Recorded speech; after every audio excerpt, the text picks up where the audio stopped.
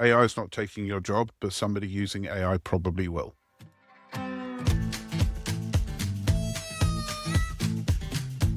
I got a text on Sunday from my sister-in-law asking for me to help promote her business. Not an email, a text, which tells you everything about how this started. Casual, no agenda, just, hey, can you help me get the word out a little bit? I kind of, gave the thumbs up, blew past a little bit. It was a busy week. But then she was texting again a couple days later, and at some point she started asking about AI. Carefully though, like she wasn't sure if she was allowed to ask or if she should be asking. Or maybe she wasn't sure she wanted the answer. I don't know. But here's the thing. She's a copywriter, or she was. And somewhere in the back of her mind, I think she already knew what AI was about to do to that part of her identity. She just hadn't said the quiet part out loud yet. So I said it for her. I told her, you're not a copywriter anymore. You're an ideator. AI writes the copy now. Your job is to tell it what to say. And today we're going to get into what that conversation actually looked like and what it means for anyone who's built a career around creative skills and is trying to figure out where they fit now in this new AI world. Then we're going to get into a piece of data about reaching new clients that I honestly couldn't stop thinking about after I came across it. I'm Joe Downs. With me is Peter Swain. We're just a couple of successful idiots who figured out how to use AI to improve our lives and help run our businesses. And that's, again, what we're going to show you today. Peter, true or false, AI has done more for solo operators in the last 3 years. I love your face right now, just in anticipation. Here it comes. Than the British have done for punctuality in the last 300 years. That's probably true. Unfortunately, if you said queuing, I'd be like, no, we own that. But punctuality, not so much. Interesting though, because I grew up abroad. When I lived in the Middle East, if someone says I'll see you at 3, they say inshallah, which literally means God willing. But it also becomes their get out of jail free card if they're late. So if they turn around and they show up at 4, not 3, they'll say, "Oh, it was timekeeping in the Middle East is rank horrible." My next business partner after that was a Swiss guy. That was a very different experience. So yeah, I'm kind of more attuned to the timekeeping. Honestly, it's not that I was late today or anything than most, but yeah, that's not our strong point. Well, if to Doug's point, if they would just move Stonehenge, 1 hour forward a little faster each year, then you wouldn't be late. But if you just accepted calling it GMT instead of UTC, we'd be fine. I don't even know where I stand on the whole time zone change. Sometimes I love it, sometimes I hate it. All right. This episode, first, again, we're going to get into my sister-in-law, Lexi, texting me about her creative business this week that turned into an AI conversation that I want, I want you to, Peter, to break down and understand, because I think there's a lot of listeners that are in the same boat. And then there's that number I came across this week, the cold outreach. That's, I think, going to change how a lot of people think about how they do cold outreach. All right, Lexi first. And a reminder, even though this was a text, Lexi didn't have to send an email to idiots@successfulidiots.com because he wants that to get to me faster. But keep those emails coming, folks. We're loving them. And again, we're here to help. So whatever's on your mind, whatever you need help with, whatever ideas you have, shoot that email over at idiots@successfulidiots.com. And we would love to break it down on the show for you. All right, Peter. Sister-in-law Lexi, who sends me this text about she was a copywriter. I don't know. She started her own business. Here's your free promotion, Lexi. in-stables.com. So what she did, she's an entrepreneur and she doesn't really know it yet. She started a high-end hat business. And, picture like the Kentucky Derby or, I don't know, Sunday in London. I don't know what you guys do over there, sipping tea with the fancy hats. Same thing. It's the races, Cheltenham, etc. Yeah, okay, fine. Same thing. So fancy, to me, they look like cowboy hats. To her, they're designer, Actually, I could see like Hollywood celebs wearing these things. But so she's got this hat business, but like any business owner, she's trying to get it off the ground. So she's pivoting to some other businesses like, the bachelorette party world, like get your custom hats for the 15 of us, 20 of us going to a bachelorette party, or the bat mitzvah, that whole the whole custom swag game, whatever that event is, or when the Swains go to Disney World and they want the a Daddy Mickey or whatever. I don't know what the goofy things people wear in Disney World are, but don't admit to wearing anything goofy, Peter. I don't want to lose respect for you. But anyway, so she's got this business, and the text was, "Hey, can you help me?" It was just can you promote it? Like let your family know. I'm from a big family. Let your family members know about my business and whatever. And I'm thinking, like as I said, it was a busy week. Gave her the thumbs up on the text. I don't have time to do anything with this. And really, is this your plan? No offense, Lex, if you're listening, but this is how I was feeling about this text. Like, is this really your plan? Spread the word. A couple people are gonna, yeah, sure, your business can grow slowly and organically that way. But bottom line is this: it really evolved. The conversation evolved into me asking, or she asking about AI, and then it went like this, and she said, I started to throw some ideas at her. She said, "I'm a copywriter," and I said, "Not anymore. You're not. You're an ideator," like I said in the opening, and the real question, Peter, came out through this conversation was, she was really asking, I've got a marketing brain, I've got a few clients, I've got this product, but I don't know how to use AI to find more clients.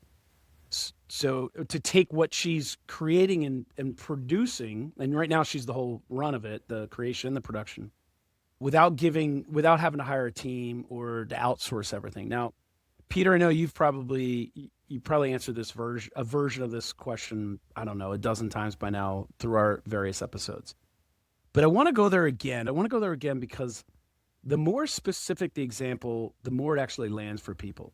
So someone listening right now might not be making hats, but if they've got a creative background and they're trying to figure out how AI fits into that without blowing up the thing that they built, they're going to hear themselves in Lexi's situation. So again, tighten it up. She's got this hat business. She wants to promote it. She's a creative copywriter, some illustrative, and she's also, she's there for small businesses for any sort of creative, not just hats. What's her first step? Like, what does she do with this? Because to me, the answer isn't, let me text my friends and family and have them promote my business for me. Like that's not going anywhere. But God, look at what she has in front of her, what she could do with AI. Okay, fun story. A colleague of mine, an acquaintance of mine at best, about 20 years ago, an acquaintance bought a list. I'm not endorsing this, by the way, but he bought a list, an email list, and he sent out to 1 million people, this weekend, the Dolphins are going to beat the Bills. So I've got this foolproof system that gives me the football scores, right? And he'd send that to half the list, and to the other half of the list, he would send exactly the same email, but the Bills are going to beat the Dolphins. The next week, he would throw away the half that lost, and he's left with the half that was right. And he would say, "Hey, Joe, I told you that I could predict the results. This weekend, the Chiefs are going to beat the Cardinals," to half, and the other half, the Cardinals are going to beat the Chiefs. And he'd throw away the list, half the list. He did that 6 times before he made an offer for $97. He was incredibly successful. Complete con, incredibly successful, not endorsing it and not recommending it. What I'm saying, I want to just defend Lexi here a bit, basically. Lexi, on your behalf, to your brother-in-law, you don't know how many texts she sent on that day. When I launched the mastermind business, I sat down at my coach's dinner table and I sent 684 texts. And that business is now doing 2 million a year. So, in fairness to her, if she blasted that text to everybody in her phone, fair play to her. Because that is actually the first lesson in becoming a successful entrepreneur. Hustle and grind before you start finding shortcuts. So, Lexi, that was for you. Defending you when you can't defend yourself. If, however, you just sent it to Joe, you're a schmuck. Okay, with that done, first thing I think she sent it to less than 680, but more than one. So somewhere in between. Probably about 10.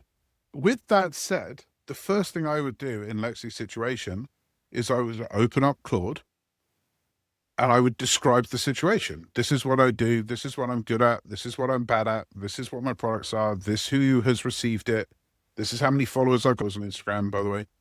This is how much time I have to dedicate to social per day. This is how much time I have to dedicate to this. This is how much. It's really, really sit down for the day and dump everything that you can think of into like a Google Doc first so you don't lose it. And then put it into Claude and say, this is the background. Give me a marketing plan I can actually execute on. And that all of that context is so critically important, because what's right for Lexi and what's right for $1 million brand are very, very different things. Incredibly different side of things. So that would be the first thing I would do, of like, just give me a marketing plan I can actually execute on. So that'd be my first thing. I know that's probably not the answer you were thinking of, but that's where I'd start. Okay. Does that, I'm not gonna ask the question. I'm gonna make the statement and you can correct it. She should then also, in addition to the prompt that you just gave her, which was just a very high level prompt, she should also tell Claude what her end goals are, right? How many hours a week do I want to work? How much do I want to make? 100%. Yeah. What my profit margins are, all that stuff.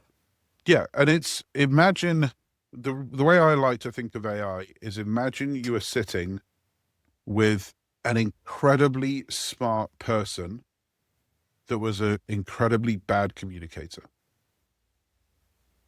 Because you and I, we've discussed this, Joe. Like, if you said, hey, Pete, I've got this family emergency, like you and I, we're playing golf. It's a great weekend. Like, I've got this family emergency. Can you pick up the kids, please? I've got to go. Can you pick up the kids? Here's what I would do. I'd go, yes, sure.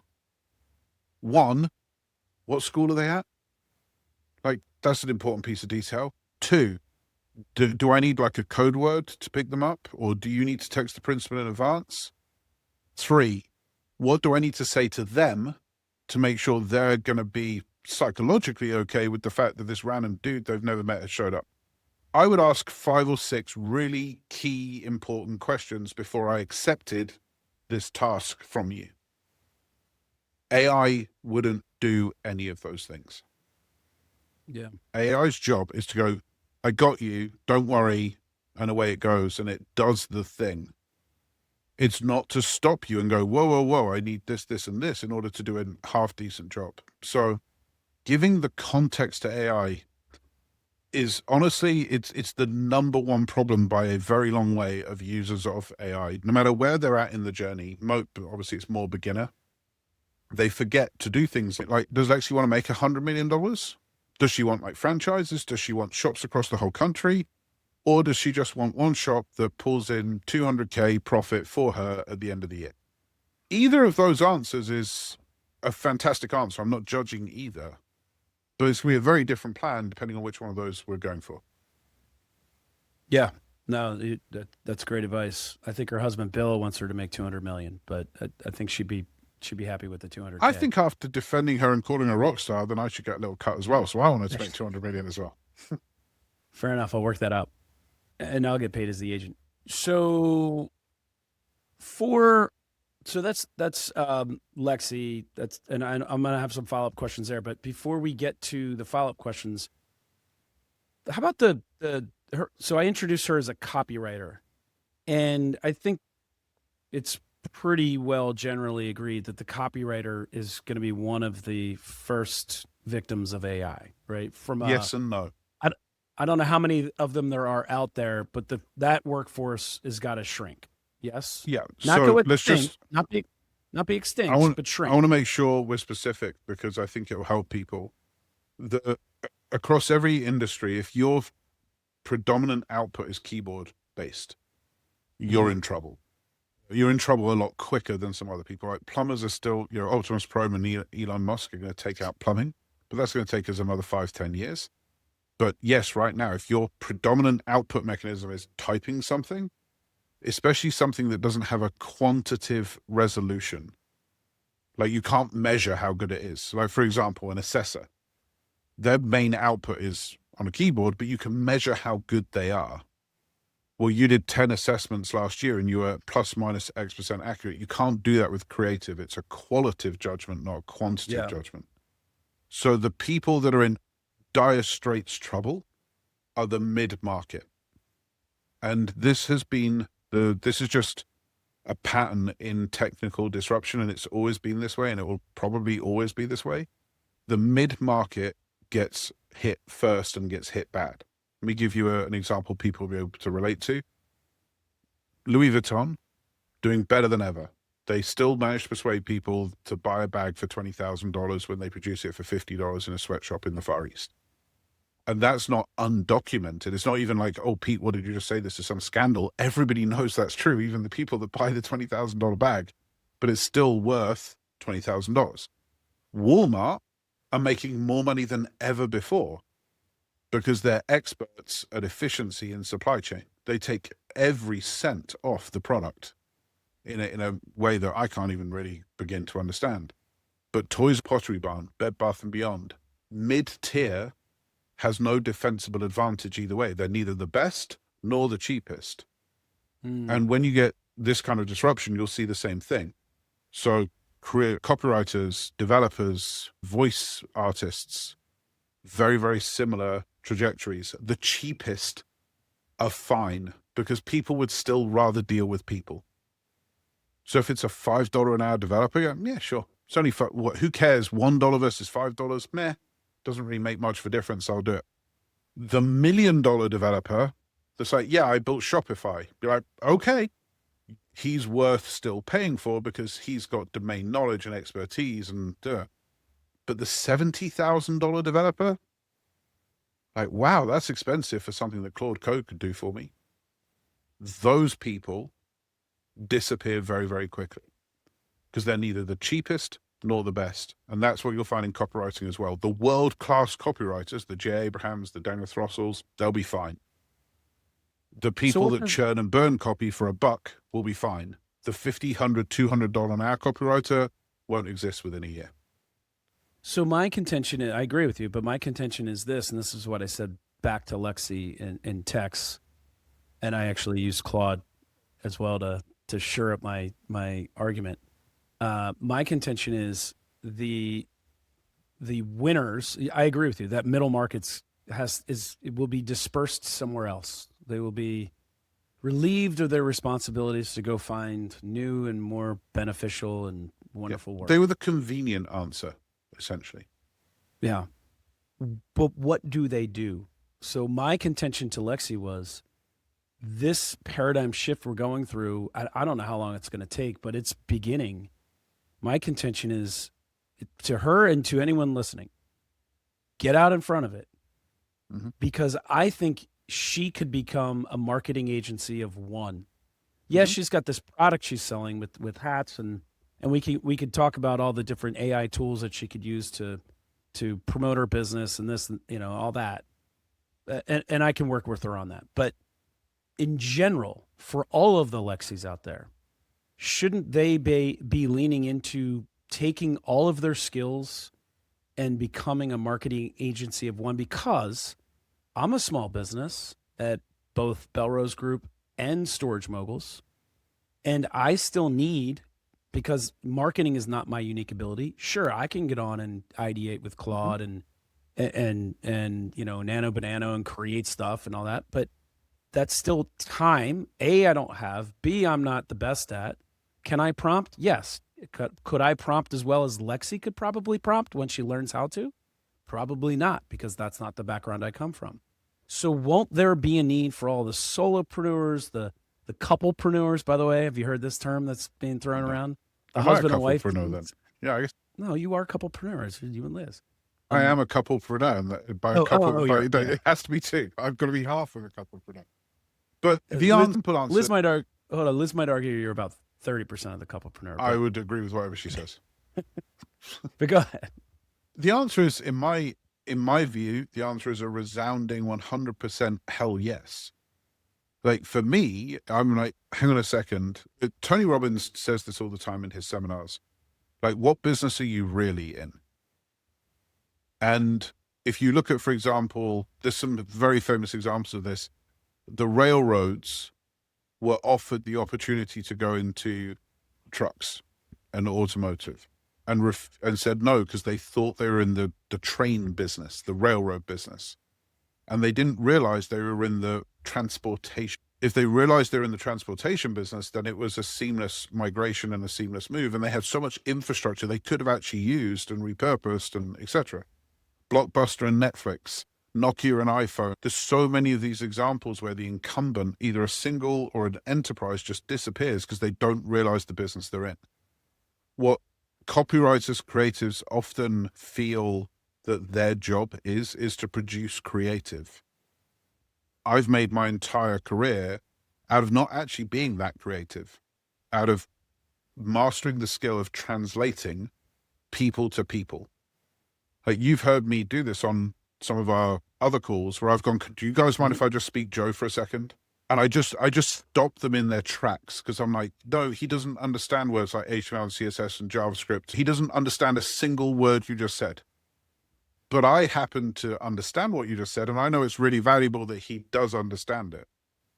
So to me, Lexi can form this perfect bridge, as you said, of like, I've spent the time understanding AI, and I understand marketing, and I understand small businesses. So I can translate these two to each other.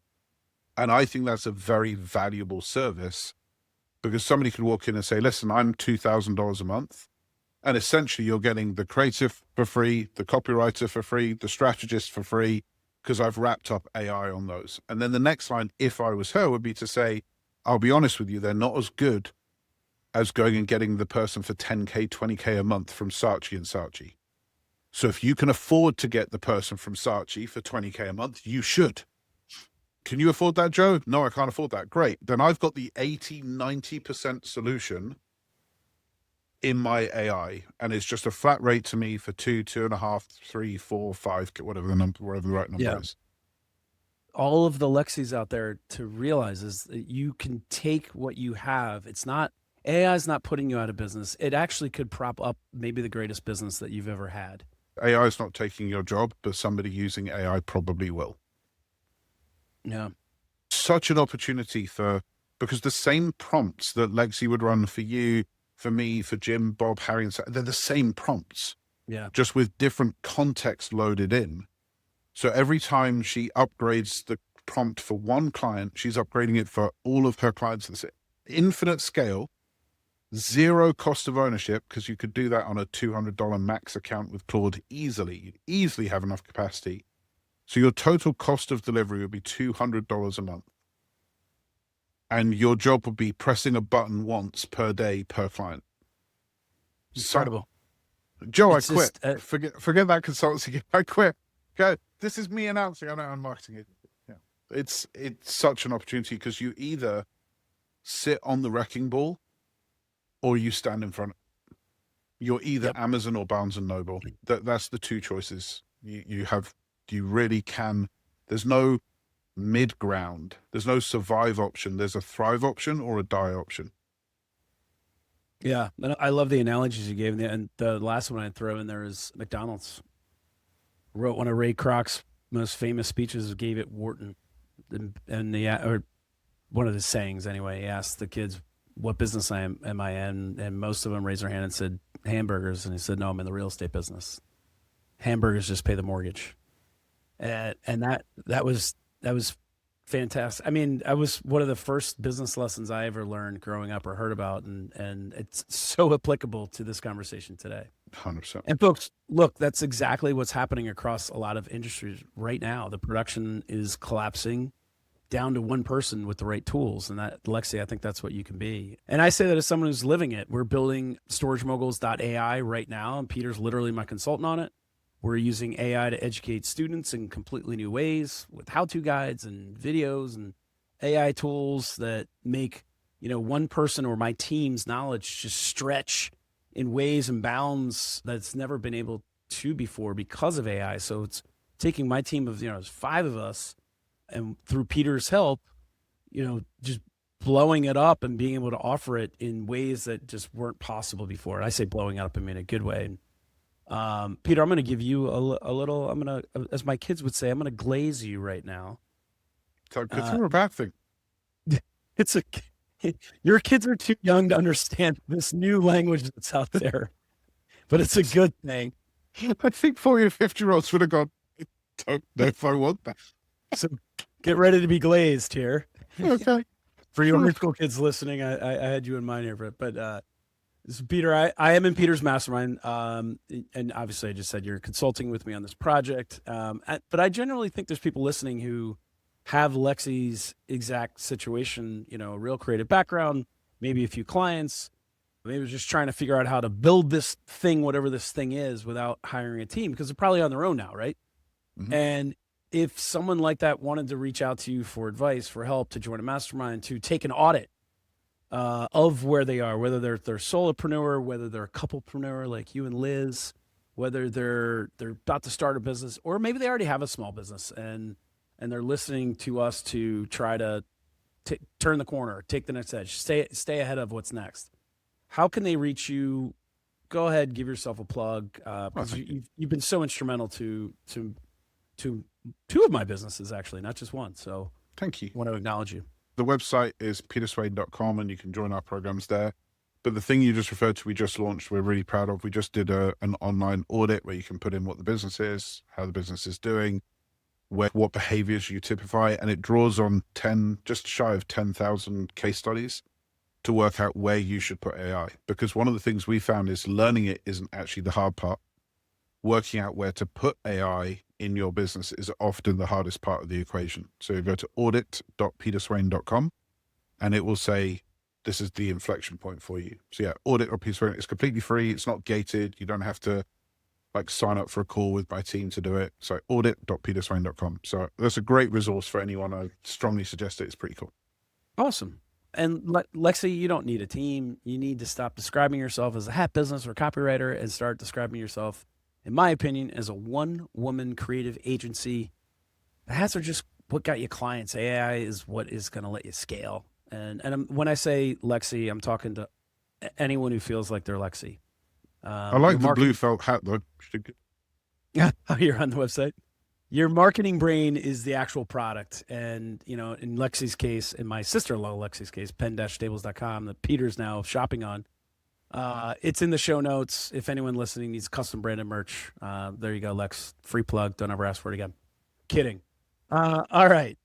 Lexi's question about how to grow this next segment is about a piece of data I came across this week that is honestly the most direct answer to that question I've seen.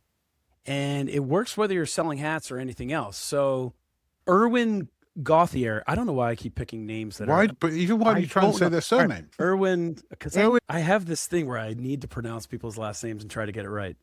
But then I probably end up butchering it. So but you won't even know if you did. That's why it's so confusing, because Erwin's not here to confirm or deny. He could be listening. No, I'm not saying he's not listening. I'm saying you're never going to know. That's true. He runs growth at a company called Lemlist, which means he sees data from thousands of outreach campaigns. And I came across a number he shared recently that I had to read twice. So email only cold outreach, Peter, is a 1.1% reply rate. Would you agree with that? Yeah, I've seen the stats from Instantly that say you can bump it up to about 4% within Richmond. But that's just in Richmond. Well, it might be. But the Porter average is around I'd say 1 to 1.5. So yeah. Okay. So Erwin is contesting or suggesting that if you add LinkedIn into the sequence, you connect with someone there and then follow up by email, your email reply rate number jumps to 4.7%. That's more than 4 times. And that's just by adding one step. And look, most people doing email only because it feels like less work, I think. But if AI is handling the research and the drafting, does that extra LinkedIn step actually cost you that much time, Peter? How does a regular person build this without a sales team? So the sequence is I reach out on LinkedIn. I don't know if you connect, or I don't know if you have ideas there. But I do that first. Then they're added to my cold email outreach list. And then my response rate goes from 1.1 to 4.7. That's the sequence they're talking about. But that sounds like a lot of work. To me, that sounds like a lot of work. So how does I mean, AI help me do that? Because that's a you're 4x. well in AI terms, that is a lot of work because the skill in Claude Cowork would take you at least an hour and a half to develop once, and then obviously it would be automatic every day. So it would be an hour and a half to one off, hour and a half to do what you said, which in AI world is a lot of work. You're gonna break that down for people, or you can't just say that and Why not not? tell people how to do it Kind of because it's okay. not fair. Step 1, go to Claude.ai. Step 2, sign up. Step 3, go to Claude.ai/download. Step 4, download Claude Cowork. Step 5, tell it that you're going to give it a CSV list of people. Each job is to log into LinkedIn, connect with their account, and then draft a cold email and send them the email from your Gmail connector. Step 6, use the extra time to buy a hat from Lexi. All right. I know that was step 1, step 2, step 3 was You said break it down. That's literally it. I know that was ridiculous. I think a lot of people needed to hear that because again, No, I was being pithy and sarcastic, but all of this stuff is doable. I'm still idiot 1, and I'm asking idiot 1 questions for a reason. I like them. Because as simple as that is, as you just laid it out, there's still, I know, because I still live it myself, there is still this, I don't know how to do it. I don't know the first step. So I actually thank you for saying, go to Claude, download this, because you say Claude Cowork. Well, what is Claude Cowork? I barely know what Claude is for most people, right? So we get into Claude. Let's assume most people can get into Claude. We get into Claude Cowork. Can you break it down more simply? Because even if you can't break it down more simply, just say it again so that people think it's real. That you can actually have. Yeah. You can have a bot or a Claude Cowork something. What do we call this thing? Actually connect my LinkedIn, or I guess I have to give it permission. But then what does it do? It doesn't seem real. That's why I want you to break it down. Say it slower. Say it some other way. Okay. I don't know. So here's the easy way to kind of frame the is it possible. If it involves clicking your mouse or tapping your key on a keyboard, AI can do it. So if that's all we're doing, moving the mouse and clicking keys on the keyboard, which is actually all we're doing, when you describe LinkedIn or do it, we're actually just doing a very complex set of micro movements of moving a mouse and clicking a keyboard. That's all we're doing. AI is really good at doing that. So Right. Claude Cowork is good at tasking. Oh, okay. That's a good analogy. Talk versus task. So if you want to talk to something, Claude.ai works. If you want Okay. to task something, Claude Cowork works. It has a number of mechanisms of doing this. One of them is called connectors, which is direct connections into stuff like Gmail, Google Drive, et cetera, Hypertune that I spoke about last week. That's a Claude connector. For the technical people, if you ever listen to this, they're called MCPs, Model Context Protocols. But basically, they're the bridge that connect Claude to something else. One of those is, for example, Gmail. So there is a connector that allows Claude Cowork to pilot Gmail. So it can log into Gmail, it can read your emails, and it can write emails. There is another Claude Cowork skill, and that is the ability to control Google Chrome. So Claude Cowork can open Chrome and click tabs and click buttons. Is it only Chrome? Yes. Okay. But that's great. If you're using Safari or something else, fantastic. You carry on using Safari as the human and let Claude Cowork use Chrome. Oh, okay. I'm not asking you to change. I'm just saying let Claude Cowork, let it cook. And what it needs to cook is Chrome. So you can say, I want you to, here's a list because it's running on your local machine. Here's a CSV. Here's an Excel file. Here's the 200 people I just met at this conference. If you think about this, Joe. Here's the 200 people I just met at this conference. I want you to find them and connect with them on LinkedIn. Then I want you to craft an email that they're going to find interesting and engaging. And your goal is to book a strategy appointment. Your goal is to get them to download my lead magnet, your goal, whatever the goal is. And it's going to take 15 minutes, give or take, to do In that. the setup? Yeah. And then it'll take 10 minutes to run every time you do it. I But gotta it'll be take honest with you, you. press a button. When I read that, I think it was a LinkedIn post. When I read that post from Irwin, I was taken back by the number because it's a 400%, increase. But I was very skeptical about how you could actually achieve it because my brain's not there yet. So, wow.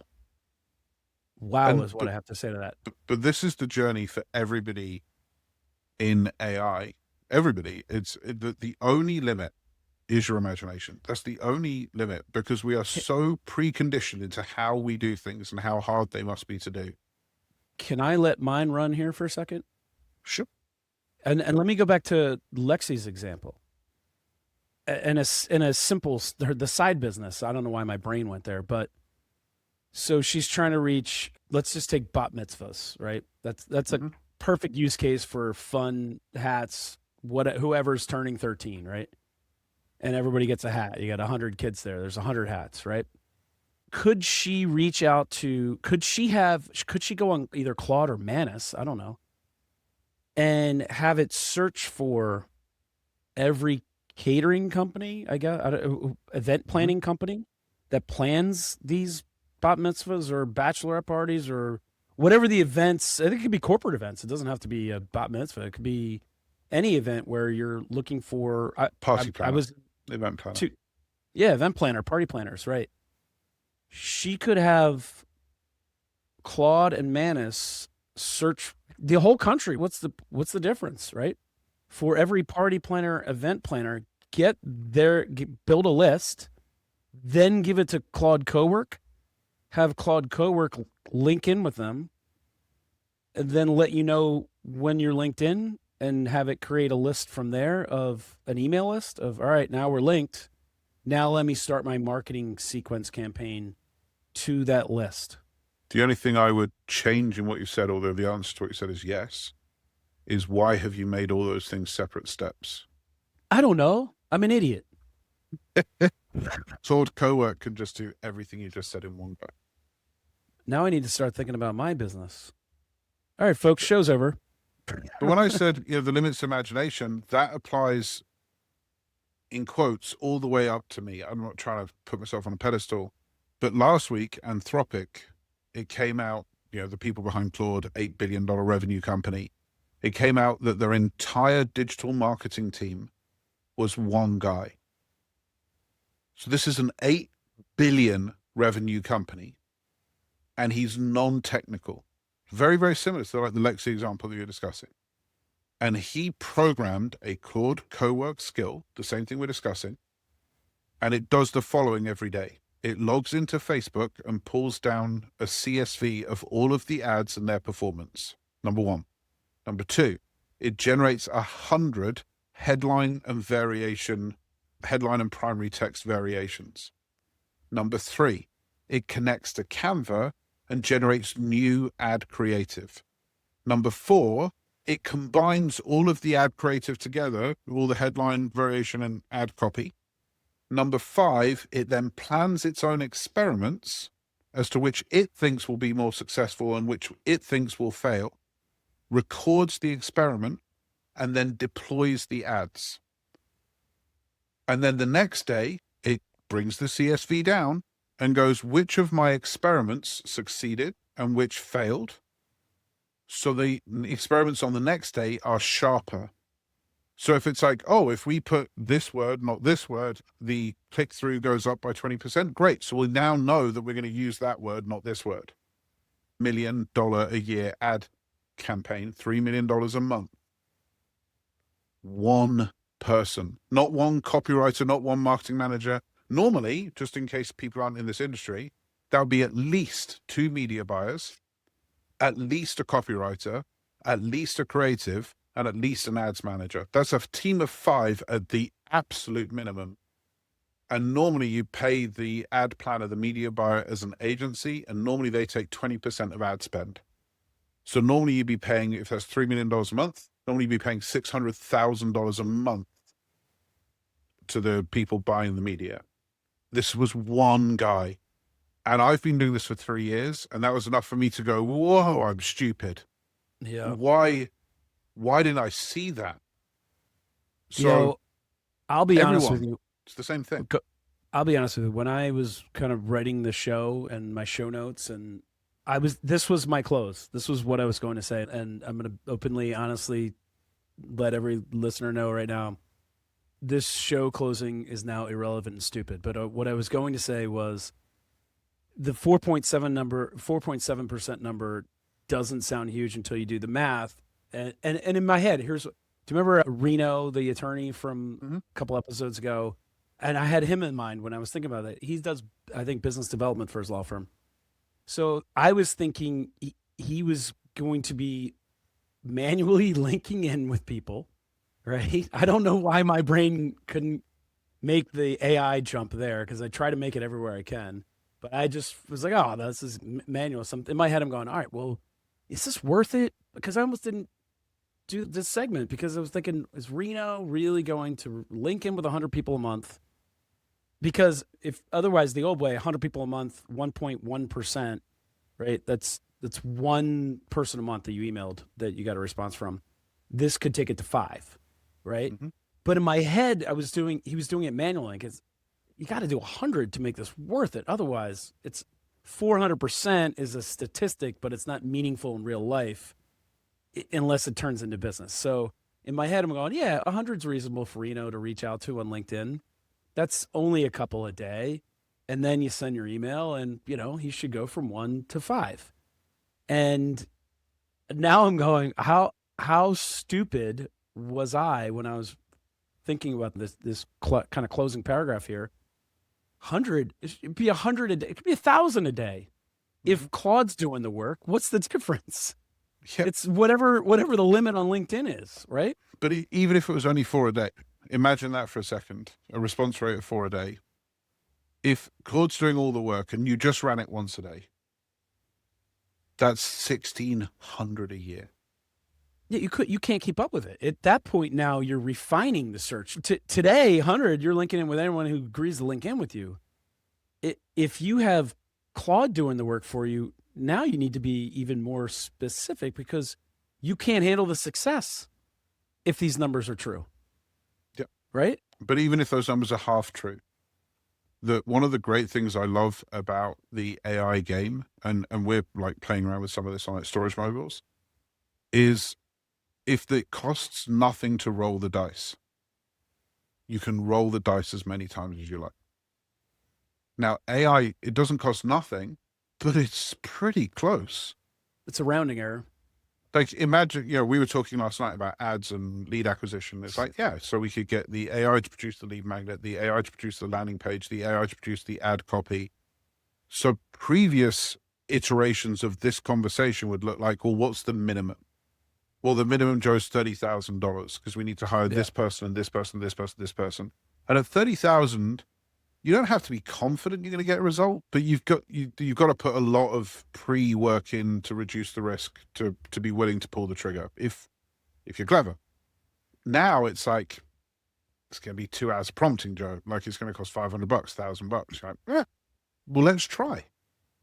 And as any good marketeer will admit, if they're being honest, marketing is about accurate guesswork, because no marketeer knows what hook is going to land, what the right audience is. We just don't know. But the more times we can roll the dice, the more times we can try stuff, the more times we can try different angles and different creatives, the more chance we have of getting lucky. AI is like playing craps with weighted dice. It's like cheating, because you can choose the roll before you start. Are you going to hit every time with weighted dice? No. Are you going to hit more often than you should? 100%. We're going to have to cover Claude Cowork in a future episode, like ASAP. And I didn't know you were a craps guy. I want to be a craps guy. Oh, I'll teach you how. It's the only game worth playing. Everything else is boring. I can't even. I'd agree with that. But it's one of those things. It's like, I'm in these brackets now, and I just don't understand the sport at all, because it goes so fast. Well, you'll Like do I know well then. football. I know football well because football is designed for TV. Stop. What did that mean? What do you mean a shotgun? What do you mean a dime? Don't understand. Basketball, not so much. Craps, it's like, hang on a second, what just happened? Did I just lose all my money or did I just win? Like, I really don't understand it, so I'd love to learn. Craps is the only game where you walk out a winner when you just lost a shit ton of money. Experience that, I guess. Folks, Well, can I please. also win? Yeah, go ahead. I'd like to win as well. Oh, no, that when you lose a lot of money on the last roll, you walked out a huge winner. Okay, I You want want to to do lose as much as you can on the last roll. It's the craziest thing, but it's a fun game. All right, folks, thanks for listening. Again, keep those Dear Idiots emails coming, idiots@successfulidiots.com. For Peter Swain, I'm Joe Downs. We are your successful idiots. Thanks for listening. We'll see you next week.